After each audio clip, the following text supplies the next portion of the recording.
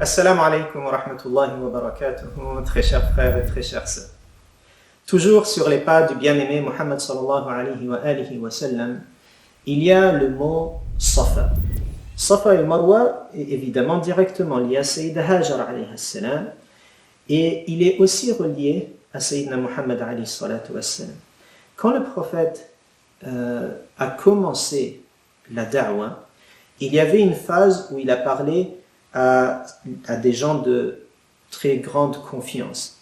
Et puis vient une phase où il va prévenir sa famille et ensuite ça va être public. Comment va-t-il faire l'annonce publique? C'est du mont Safa.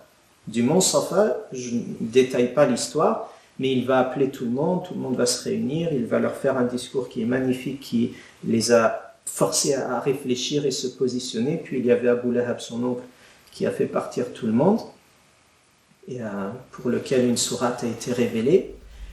Donc imaginez la Sayyidina Muhammad sallallahu alayhi wa sallam qui, lorsqu'il fait la Umrah, et puis encore plus lorsqu'il va faire le Hajj après la conquête de la Mecque, et qui se pose sur Safa, et qui se souvient, là il est entouré durant le Hajj de centaines de milliers de musulmans, de part et d'autre d'Arabie.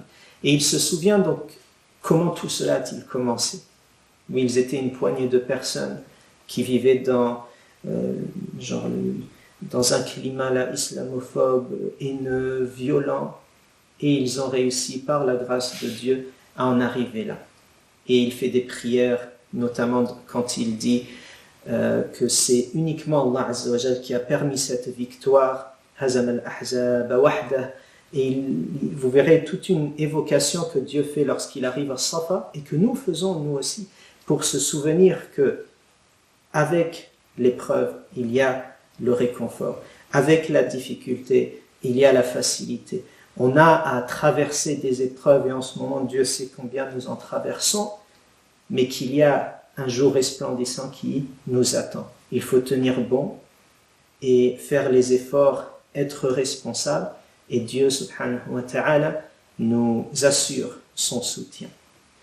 Il y a bien sûr quantité d'autres exemples de lieux comme ça qui sont marquants dans la vie du prophète alayhi salatu wassalam, et encore une fois c'est pour se motiver à aller se ressourcer dans tout cet héritage-là, de se rappeler que les pèlerins ils vont sur des lieux qui sont qui sont remplis d'histoire, et à nous aussi d'aller lire, d'aller se documenter, regarder des documentaires, voir en live où est-ce que sont les pèlerins, et se souvenir à tel endroit, tel événement s'est passé, à tel endroit, tel événement, et on commente et on en tire des leçons de vie.